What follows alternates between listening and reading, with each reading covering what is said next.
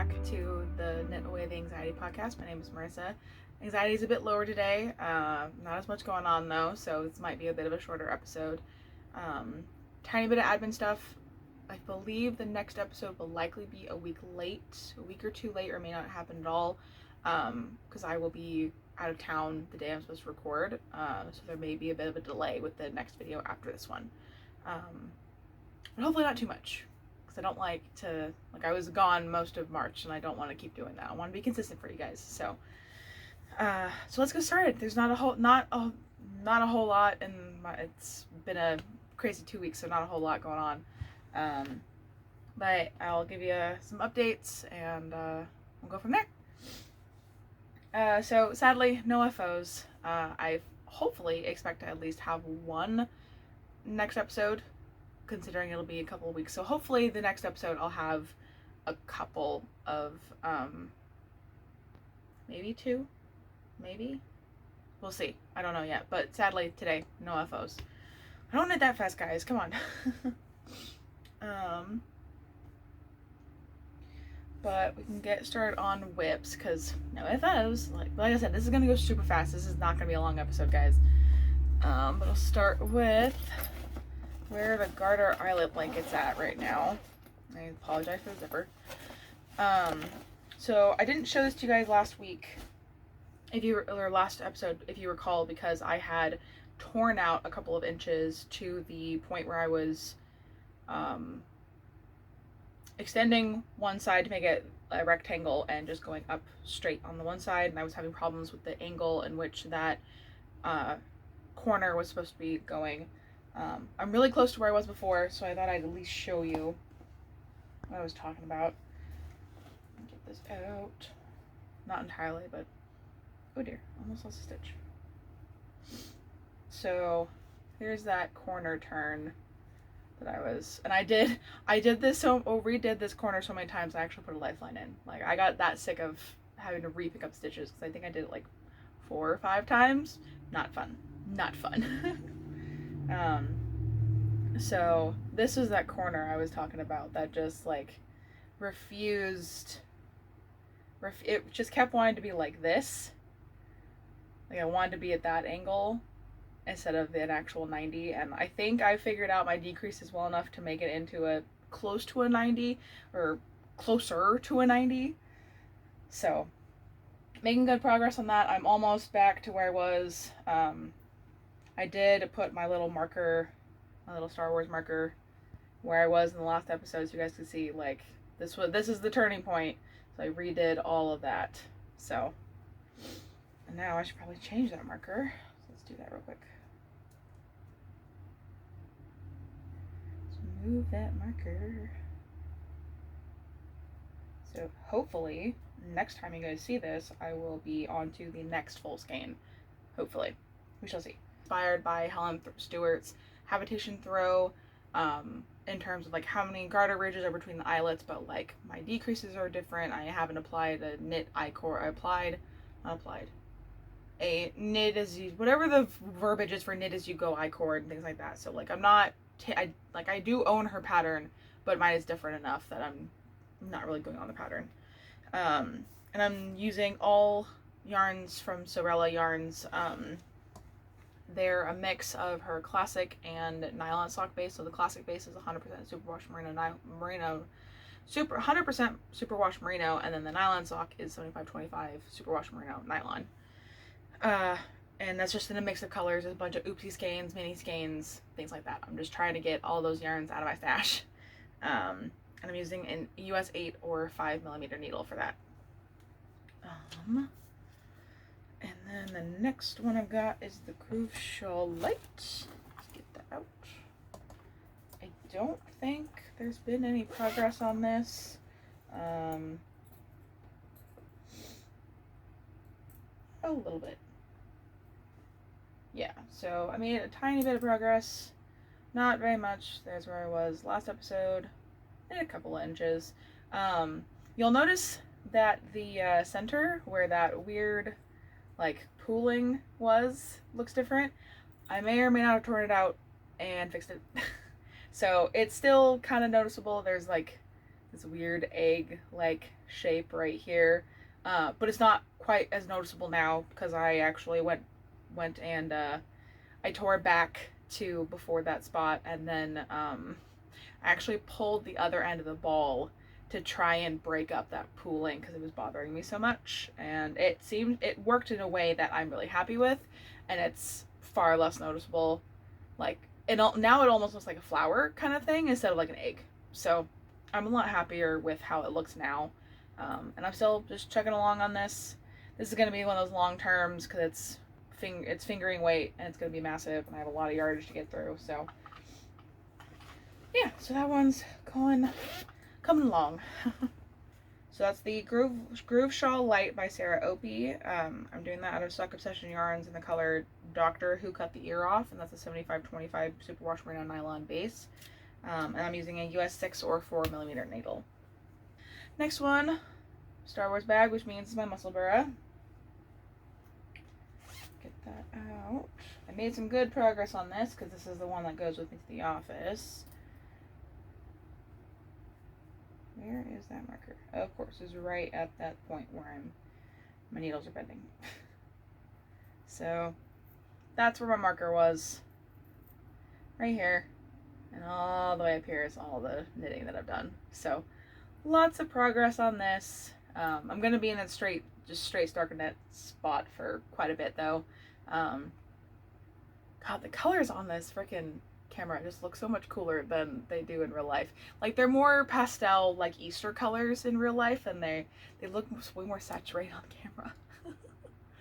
But they're really pretty. I'm really loving how the striping is working up. I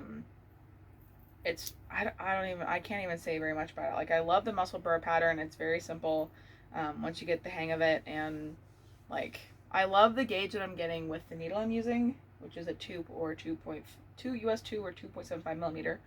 I really love the gauge that I'm getting with it. I'm consistently getting 8 stitches to the inch. I just love it. I love the gauge. It makes it really, I'm really liking this combo. It's super fun. I don't know who this is gonna end up being for. Like, this is just one of those, I'm just making it to get out of my stash kind of things, and I feel like it might go to my little cousin, even though I don't like her very much. Just because it's like those really pale kind of colors that kids like. So it's a very kid-like palette in the Casita color. So move that marker in here. Move the marker. That is the Musselburgh. I'm calling it Musselburgh number 2 for the year of 2025. I don't know how many Musselburgh I'm going to make this year, but it's one of those 3 different types of projects that I've got separate bins and bags for. Those really simple, don't require much thought, can do without looking kind of patterns. So that's the Musselburgh by Ysolda Teague. I'm doing that out of Sewrella yarns, nylon socks, 75/25 superwash merino nylon in the colorway Casita. And then I didn't realize this until the last episode. The white is Lion brand sock ease in the color Marshmellow. I did not realize that was a discontinued yarn, so my apologies, guys, for putting that in your face. It feels quite rustic, kind of like a lot of the Lion brand ease color or yarns do. So if you like a more rustic yarn, you could probably, oh my god. So if you like a more rustic yarn, you could potentially substitute it with like a Patton's Croy, like in their basic like plain color, or whatever, kind of like plain white, if you decide to do it like stripes like this. But yeah, so there's that. The 2 crochet pattern or 2 crochet blankets that I'm working on, the Gingham and Daisies and the 6 Day Superstar, are still very, very much in hibernating. My wrist the tendonitis is getting better. I'm able to do my day job without much pain. I've started to kind of work out with it. It's still kind of difficult. I still have to be really careful because it can still get twinges of pain down here. I'm doing a lot more stretching. So like those, like this kind of stretches or whatever, just to really stretch out the tendons, to try and avoid this continuing getting worse. So until I feel that my wrist is 80 to not, like 90%, I'm probably not going to be crocheting or minimally crocheting, like really like serious time blocks on it. Like I'm not intending to do a whole lot of it just because I want to maintain my tools. So this is your reminder: stretch your hands. Take a break after every 20 minutes and stretch your freaking hands. Your hands, your wrists, your fingers, all of it. Stretch it. If you don't, you're gonna have problems. Don't do this. So despite not having any FOs and this past week or so being kind of busy and everything, in typical me fashion, I have started 2 more projects. So I'll start with the smaller one, which is another sock yarn cowl. And so I can actually show you that bag that I have dedicated to it. So this is the Rip Joann's, but this is the Crafters Tarot project bag. And in here, I got my next sock yarn cowl. Get these all, get it situated. Oh, I'm gonna have to get another marker. Mark my progress. So this is all I have so far. Got the ribbing and a bit of the body of the cowl. Here's my yarn ball. So this is the scraps of a, what is it? Forbidden Fiber Co? Yeah. Forbidden Fiber Co.'s Fortitude, one of their mini sets. I think it was the Hermione mini set. Yeah, the Hermione mini set. I bought it, I think I bought it at Stitches West 2020. Like literally before the world shut down for COVID. Like my one and only Stitches before the Stitches closed down. But I made some other cowl with the minis, and I had like just shy of 10 grams left over every color, so I put those aside and put them into my sock yarn cowl bin. And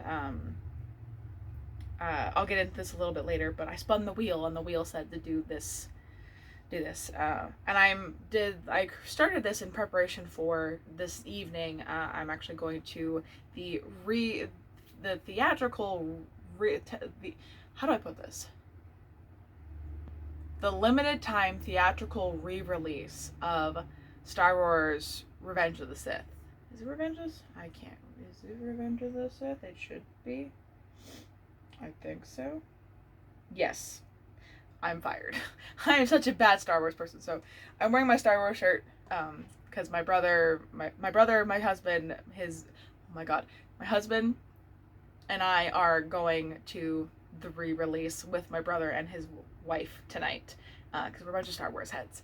So like my brother's wedding was literally almost a year ago and it was Star Wars themed. It was beautiful. So really big Star Wars fan. So we're really looking forward to doing that. And I need a simple project. This I can do without looking. I literally don't have to look at it at all. And the bag is super, super small, so I can easily put this in my purse, and I will be knitting the entire movie. So very likely this will be done next episode. I'm really hoping that's done by next episode, because if it's not, then I did not vacation properly. So details on that. That's the sock yarn cowl. I'm calling that number 4, because it is number 4 for the year. And that pattern is by Noble Knits, not on Ravelry, but I'll have the website link below. I totally spaced this earlier. Everything I'm mentioning, like all the patterns, yarn, everything, linked in the description box. Some people might consider me like an overlinker, but I try to make sure you guys have access to literally everything that I'm using. And I'm doing that on a US 5 or 3.75 millimeter needle. And then the last new cast on, I gotta get this thing situated because there's yarn everywhere. And it's a really big bag, and not all the yarn is even in this bag. Ugh. I have a giant bag full of a giant yarn, really big, lots of yarn. That's all the yarn for it, and that's kind of will lead into the next section and everything.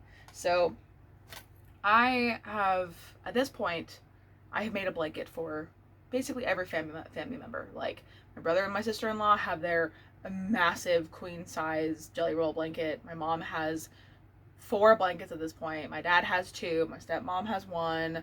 My stepdad has all the blankets I made for my mom.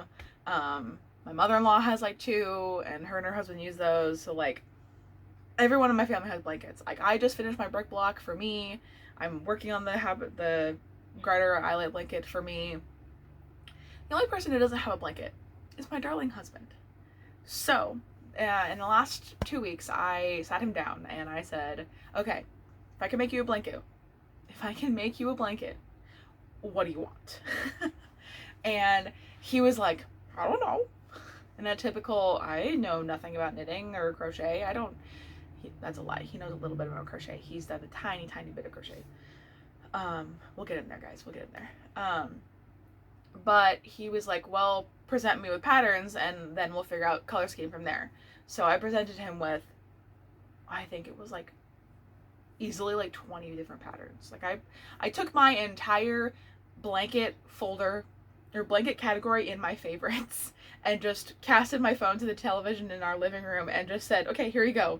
These are your options. And we narrowed them down to like, I think like 5 other blankets, 5 different types. And he ended up picking a log cabin blanket, specifically the Learn to Knit a Log Cabin by Staci Perry,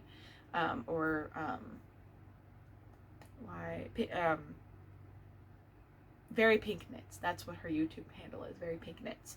And so I was like, okay, cool. I've never done a log cabin before, and it's garter stitch, so it's not like super complicated or anything. The garter stitch, picking up stitches, binding off. Okay, not super complicated. And then we had to figure out color. And my husband is a Ravenclaw. Side note, I don't support J.K. Rowling. Fuck J.K. Rowling. I will never actually participate in anything that links directly back to her. Like anything that can give her more money. No. But that being said, my husband and I are very large Harry Potter fans. So like if an indie dyer has a Harry Potter inspired yarn, then I know the money's going to go directly to that indie dyer. I will purchase that because it goes to them. It goes to a small business. So in this instance, my husband was like, well, I want a Ravenclaw blanket. I'm like, okay. I then embarked on trying to find yarn that I could use for it, and my husband was kind of picky. Like he's ADHD, easily sensory overloaded sometimes, and we didn't want to pick a yarn that we didn't know anything about already. Like I didn't have something in my stash he could test for feel or whatever, like both in just the ball skein or whatever, and worked up into something, worked into something.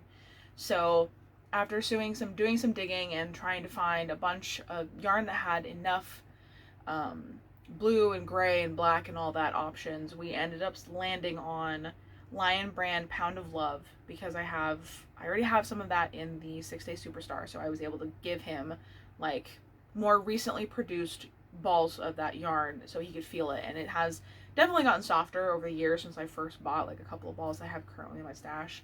I'm very happy with it as a textural option for the sensory stuff. So all we had to do was nail down color, and as much as I love Lion Brown Pound of Love, especially because yardage, cost, all that, I'm not a yarn elitist, guys, definitely not. So we went through every color that they have, and we ended up landing on, I think it was 6 colors? Yes, we landed on 6 colors, and I have one of the squares, one of the log cabin squares completed, because this was the other thing about doing this for my husband, he's also needs to be visually stimulated by the thing, so I had to go and do like a bunch of mock-ups in Google Sheets so he could see like the sequence in which colors would flow and everything within the squares.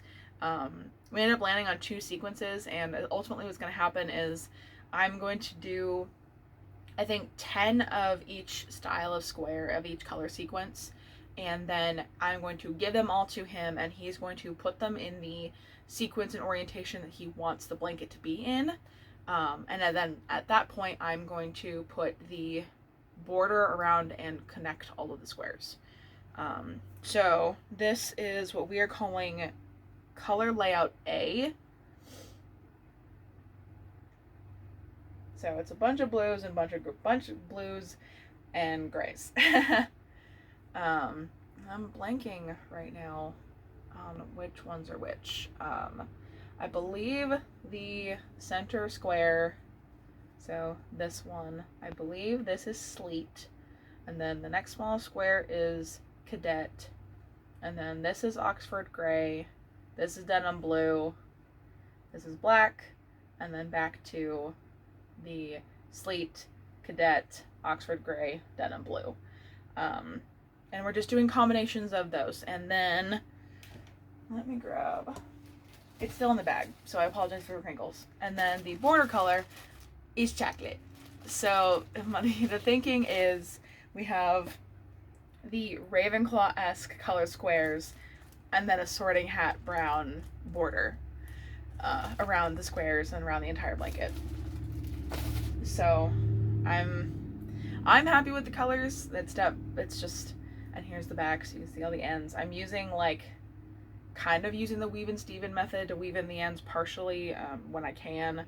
Some of the ends don't fall in a good spot to do that, but yeah. So that's square A. So I will have to do 9 more of square A. I started square B earlier today because I wanted to get at least a little bit of square B going.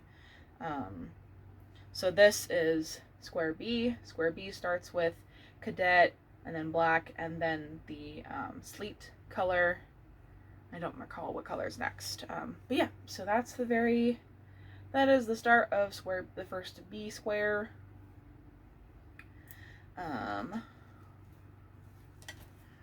Yeah, so I've got all those. So the details on that is the Learn to Knit and Log Cabin Blanket by Staci Perry of Very Pink Knits. And like I said, it's all the Lion Brown Pound of Love in Black, Chocolate, Sleet, Cadet, Oxford Gray, and Denim Blue. And I'm doing that on a US 8 or 5mm needle. So that kind of leads into the next section, which is acquisitions. The acquisitions are all the Lion brand because of the Pound of Loves because of the blanket. I did not have these colors in my stash by any means. I definitely did not have enough of any color in my stash to do my husband's blanket without adding to my stash, sadly. Unfortunately, in the acquisitions, I have to say I have added just short of 4,100 grams. Which sucks. I'm really hoping that the end of the month update will maybe have a couple 100 grams out. Maybe I don't know, guys. I don't know. I don't know. Part of me is hoping that maybe I'll be able to get some out from the Garter Eyelet blanket, but it's not looking very good. Because I'm only at the almost halfway point on that one, so we shall see. But I think that was it for the knitting stuff. Yeah. So I guess content warning, we're now moving into the weight loss and anxiety stuff. Oops, bumped the camera. Sorry. So the weight loss update, I'm hovering in the 35 to 40 pound loss range. The past week especially, I have not dropped anything. The scale says I have gained, but I think that is because I've started going to the gym again and I've started to move more. So on days when I don't feel like going to the gym, but it's nice outside, I've started doing walks. So I have a little route around my neighborhood that is a mile and a half, depending on which route I take. I've got 3 different routes I can take. I'm even taking my husband outside with me to do that. So that's good for him. Movements for if you weren't aware, if you're neurospicy, being outside and touching grass and just being in outdoors is really good for you. Really good for your brain, not just because it physically moves you, but it's really good for your brain. So obviously, all of the professionals that we're working with are very happy to hear that we're outside and doing things together, which is hilarious. But so not really anything on the weight side of things, and on top of that, my wrist being all messed up really makes it hard to work out and work out safely, because I don't want to make the tendonitis any worse. but I'm continuing to try to be gentle with myself and be nice and just tell myself, hey, you can have this many calories that your nutritionist has, said you can have. You can do this. You can eat more of the things you want to eat. You just have to move. So if you don't feel like going to the gym, fine, go for a walk. The mile takes you like barely 20 minutes, and it's nice outside. Maybe I can take the dog. I did that earlier this week. I took the dog with me, and she was very happy about that. Just because she doesn't get to go outside very much because she's a reactive dog. But yeah, so I'm getting better about the movement, and with my wrist getting better, I think I can start doing the gym stuff more, which is good. I got myself a couple new t-shirts to kind of incentivize myself. One of them is really silly. It says, it's a little dinosaur that's passed out with little weights next to it, and it says dinosaur, as in S-O-R-E, sore, like sore muscles. And then I got one that's a little panda bear lifting a barbell, and it says installing muscles, please wait. There's a little loading bar at the bottom. They're both really cute, so I'm hoping that those will kind of incentivize myself. And I've also told myself that I would really like to I'd really like to be at the 50-pound down mark when I hit my 1-year anniversary of this journey, which is in June. So it might be a bit close, but I know if I just stick with my deficit and keep putting good things in my body, I'll be okay. I'm still eating my protein. I still favor those protein things. So I'm working with the nutritionist as I'm supposed to. I'm trying to eat, the high fiber stuff, but also the high volume. So the high volume, low calorie, so I feel like I'm eating more. Yeah. I'm just working at it, I'm doing what I can, and I'm trying to be gentle with myself when I can't stick with it. Like last night, I intended on going on a walk, and it turned into spending an at-home date night, basically with my husband, watching movies, and just hanging out and having a good time. And we watched a classic movie, the Goonies. If you're an Oregonian, you know how important the Goonies is to us. So. Yeah, it was just like, I'm not going to beat myself up over last night. I'm not going to beat myself up over tonight either, because I have a life to live, and I can't restrict myself, and restricting is just going to make me not want to do it. I just make better choices, that's all. So that's what I'll do. Like tonight, we go, depending on where we go for dinner, I'll probably go something veggie heavy, that's all. Like, I've learned like the visualization of how my plate should be loaded and things like that, and I think that's really helpful. So as long as I keep those things in mind, I should be okay. So, and then on the anxiety side of things, last week or so, I gave my anxiety score a 4 out of 10, so like kind of my norm. My anxiety levels have been okay. My stress levels have been really, really high. And I definitely know that's because of what's going on at work. Like my work stress is really, really high, especially this past week. One of my associates was out or one of my teammates was out, and I was working her emails and working on their inbox on my own, and also spending 3-4 hours a fucking day working on this new system. So, and for some reason this decided to be the week that everyone needed to email her and email me, and it was a lot. And I had a couple of moments this week where I wanted to throw my keyboard or email my boss and say I quit. Like there were days this week I was just like, I can't fucking do this anymore. Just a really, really bad overwhelm, and I'm trying to tell myself it'll pass, and that most of the stress is because this is a new system. And I'm trying to remind myself that I have been dealing with this new system stuff for easily a year now. And as we get closer and closer to our go live date, we have literally like 3 months barely until we go live. Barely a month and a half, 2 months before we start training people. Like, it is crunch time. It is very much crunch time. And I'm trying to remind myself that, yes, it is crunch time, but that I'm not the only one doing this, I'm not the only one struggling, and that I'm not the only one who's frustrated when they don't understand something. That all I can do is continue to work with my boss to make these instruction documents and just keep practicing as best I can, keep trying to absorb things and keep trying to remember how things work at our business and all that stuff. And don't worry, guys, I do have plans to take a number of vacations once all of this is done. Like, literally 2 weeks from now, my husband and I are taking a 4-day vacation to the coast because we desperately need a vacation. We haven't had an actual vacation day since January. Like, it's been that long. We really, really need a vacation. And we love the coast so much. And we're even going to take Rosie with us this time, so she will get lots of beach time. And we've only taken her to the beach a couple of times. We found out really fast she is a digger when she's at the beach. Like, she doesn't dig, like, at all. Not even in our backyard or in the front yard, nothing. But when we go to the beach, she just wants to dig and dig and dig and dig and dig. So I'm sure she'll have a ton of fun with digging. And we're just gonna go and we're gonna relax and just have a couple of days to just be like, okay. And really just recharge our batteries a little bit.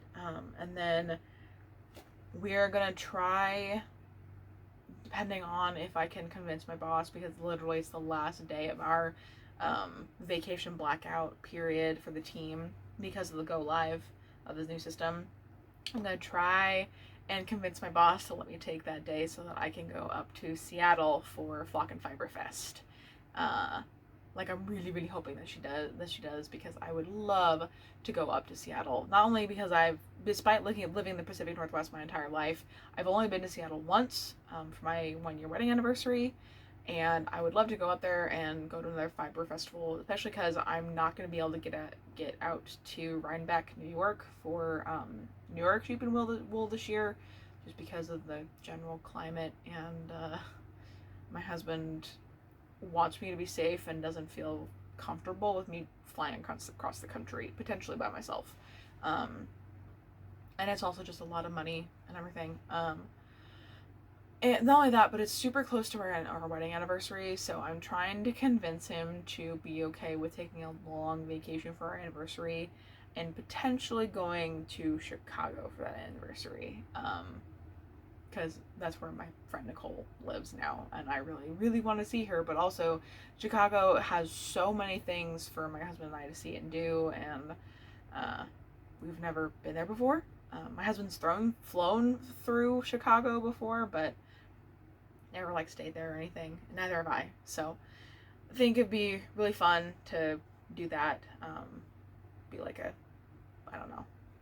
It's just one of those things, like, I'm trying to convince him that a long vacation is definitely needed, and after spending a year working on this new system, we will very much need and deserve a very long vacation. So hopefully that'll be a thing. I'm also, in terms of the stress and anxiety, I'm trying to find, like I talked about last episode, I discovered that when that big blow up happened for my husband and I in January, I switched from focusing on myself to focusing on us and abandoning myself, as I do. And so now I'm really trying to find that balance between taking care of myself only and also taking care of my marriage and my partner. And I'm definitely finding it is easier to not feel as anxious or not be concerned about potential for the marriage falling apart if I'm more communicative, and if we do, like, I don't know if I call them check-ins, but like, I definitely feel that the things that we've started to implement, like, we started doing these little I guess you can call them cuddle sessions, every night before the two of us to go do our solo pre-bedtime things. We'll spend a few minutes just holding each other, looking at each other, and talking for a little bit, just to kind of reconnect and reestablish, like, hey, I love you, I'm still here, let me know if you need me, are you feeling okay, do you feel loved, things of that nature. And I think those things are working. I've actually started to really look forward to them, like, even on the nights when I do go to the gym and, like, we're kind of separated for majority of the evening. I do really enjoy, like, sending that message and being like, hey, are we gonna do this, like, can we do this tonight? And typically the response is always yes, absolutely. So we just have those few minutes to just kind of be present. And being present is something both of us really struggle with. Like me, like we've determined that my husband being ADHD and also having a panic disorder, he does what his therapist calls ruminating. So he constantly is thinking about things he said said or did in the past, and he just thinks about them over and over and over and over and over again, and that causes him panic and anxiety. And then I have a general anxiety disorder, fully diagnosed general anxiety disorder, and I am a future freak out, future anxiety person. So I pre-plan, I pre-disaster plan, or think about things that could potentially happen and think about the future a lot. So both of us very frequently are either in the past, thinking about the past or the future. We're not thinking about and being in the present. And I think both of us are really, really striving right now to be in the present and just focus on what's happening now instead of what happened in the past or could happen in the future. So I think we're both on a really good road with that. Yeah, I think we're both doing really good. I think we're both feeling connected and feeling heard, and yeah, I feel that we're doing better, and I think my husband would agree that we're doing better, because we're both putting in the work because we don't want to be over, so, which is good. I think we're going to continue to do that. So I do, before I end this, I do want to leave you guys with something, specifically for those who are like me and very much, when you're overwhelmed, you feel like you're failing. Like, you feel like, oh, I shouldn't be overwhelmed by this. I've dealt with it a million times. Or I should be able to do this and this and this and that. Like, do this long laundry list of things all at the same time without any problems. I saw something, and I think my husband may have sent it to me a while ago, and it was, I don't remember the exact verbiage, but it was something along the lines of, if you're doing this while doing that, while doing that, while doing that, while doing that, while doing that, while doing that, while doing that, while doing that, while doing that, while doing that, and this, and this, and this, and this, and this, and this, and this, it's no wonder you're overwhelmed, and it's no wonder you feel like you're failing, because you're trying to do a million things at the same time, and no human can physically do all of those things at the same time, because they're all exhausting. Like, and I've been thinking about this a lot, and it's actually really helping me when I'm feeling like a failure. Because I think about it, it's just like, I'm like, yes, I feel overwhelmed because I'm trying to be a good employee. I'm trying to be a good lead. I'm trying to work on myself in my own therapy. I'm trying to work on my body with nutrition. I'm trying to remember to work out and take care of my body. I'm trying to put myself first.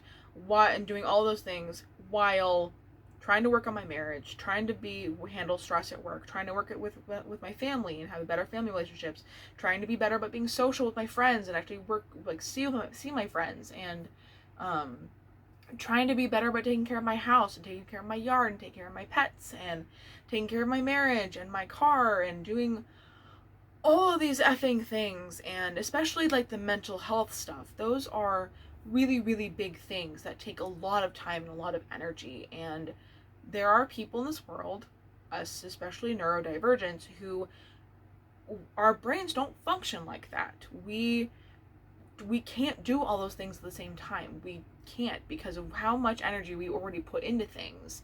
Like, I saw this statistic about, when it comes to a neurotypical versus a neurodivergent in the workforce, the neurotypical will put in 60% on a daily basis and feel they are a great employee.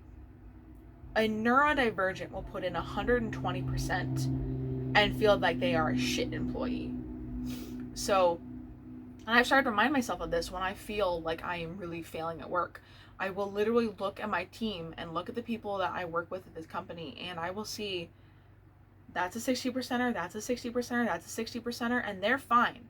Their workload's the same as mine, and I will remind myself, I do not need to be putting in this much effort in order to get the same work done. I don't need to get worked up about people being dumb. I don't need to fly off the handle because someone's being stupid or asking me for something I have no knowledge of, and things of that nature. I'm trying to remind myself, hey, everyone around me is operating at half of what I'm operating at. And I try and tell myself it is okay for me to not operate at 100%.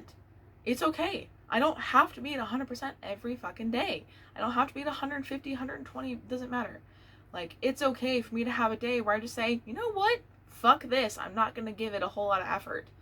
Because they don't deserve that. Like, I don't get paid enough to care and put in that much fucking work. I just don't. They want that. If they want 120% for me every fucking day, they better start paying me $50 an hour. But they're not. They're not even paying me 30. They're not even close.